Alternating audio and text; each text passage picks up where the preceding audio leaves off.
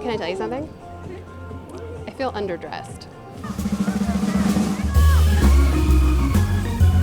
What is a furry? Well, furries are fans of anthropomorphic characters. Those are animals with human characteristics. And like any fan group, they have conventions. The biggest one in the world is here in Pittsburgh. It's called Anthrocon. There are 6,000 furries inside.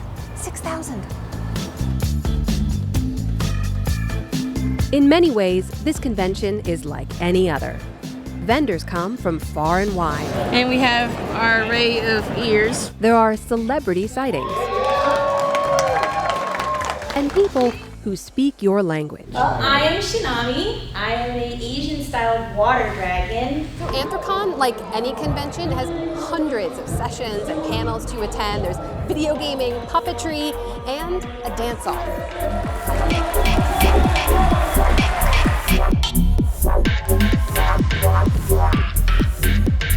But there's something different about the furries. Something we notice again and again. Can you talk to us? You can't talk to us.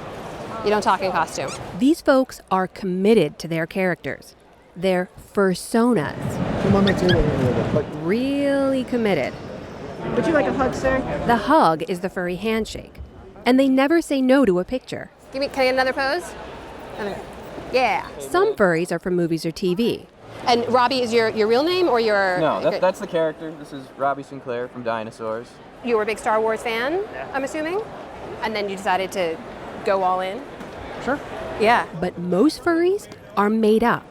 Most of the paw patting, tail trailing, fur-suited folks we meet are dressed up as alternate versions of themselves, the character they'd want to be if they were an animal.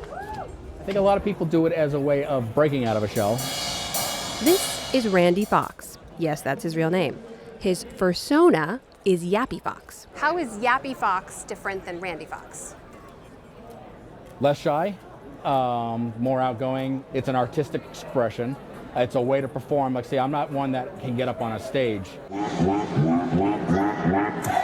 This is Robert, also known as Hip Hop the Husky. He's 21 years old. Out of costume, he describes himself as shy.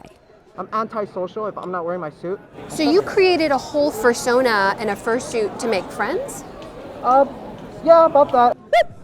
I think it would be unfair to say this does not look strange to people. John Cole is director of operations here. It's not the social norm for people to want to put on a costume and cover their head. Mm-hmm. In the same way that it's not the social norm for people to paint one side of their face one color and the other color and start screaming about their favorite football team, outside of a football game. Like any true fan, Cole has been to every single convention since 1999 and has watched the fandom grow, fueled by the internet, into a global community of thousands, with more than 20 conventions worldwide each year. Some furries just need a tail or a pair of ears to transform into their fursona. But others, full fursuiters as they're called, can spend upwards of several $1,000s on a costume that they might only wear a handful of times each year. At conventions like this, or for kids or charity events. So why go to all that trouble? Everyone's inner child comes out, this is it's fun because you would not be able to go out in public and do whatever you want without the suit. You can't go, hi, you can't do that outside because people will be like, oh, that guy's crazy. John Cole even has multiple fursonas. This is his favorite. His name is KP. Which stands for? It stands for Cuddle Pup. Right. And he is the all-American kid. He's a puppy. He thinks about the world as a child does. It's a little more innocent. But the furries' reputations aren't always so pure. The adult thing has always been really popular in the fandom. Jeff Eddy publishes furry literature of all types. Some will call it a fetish, but it's really a different way of kind of looking at these same sort of romantic themes. So it's just animal characters replacing Yep. human characters Yeah. in the same kind of adult novels. Yep, exactly. There's also this perception out there that a lot of this has a very kinky edge to it. I'm sure it happens, and it not everybody. You could take any walk of life and you're going to find all extreme. And those fursonas everyone's hiding behind, from the painstakingly detailed to the minimalist, they seem pretty complicated to put together. I don't even know what that animal is. What is that? I kind of made up the name because it's not a specific species, it's actually a hybrid. And so it's a deer, goat, dog hybrid, so I call it a droat. You call it a droat? A droat. So what would my fursona be? I enlisted the help of furry fans Linnea and Buzzy. He's the penguin. First thing you need to do is actually pick the animal that you would like to be. Beagles, they're very social. They like to run around. And What are really social? Beagles. Beagles. Beagles. I like beagles. Yep. Let's see if we can find someone who can help me realize my vision. Would the short ears work? How is the penguin in the full suit moving faster than us, by the way?